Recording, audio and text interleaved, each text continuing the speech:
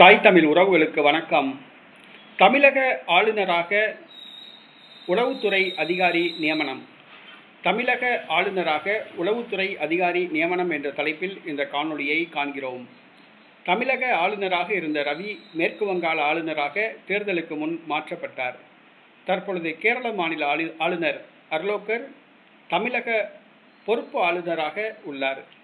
தமிழ்நாட்டிற்கு புதிய ஆளுநர் இதுவரை நியமிக்கப்படவில்லை. ஏறத்தாழ 2 ஆண்டு காலமாக தமிழ்நாட்டிற்கு யார் ஆளுநர் என்ற கேள்வி எழுந்தது.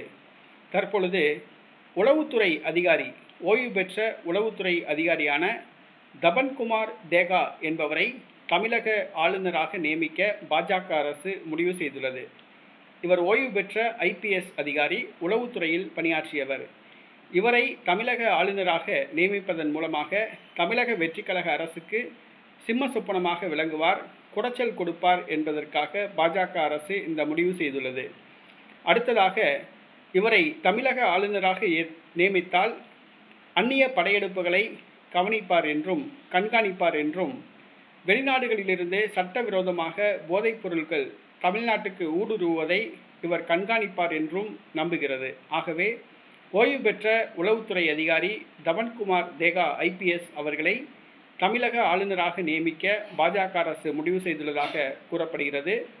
இந்த பந்தயத்தில் இன்னும் பலர் போட்டியில் உள்ளனர். கவர்னர் பதவியை பிடிப்பதில் பலர் போட்டியில் உள்ளனர் என்பது குறிப்பிடத்தக்கது.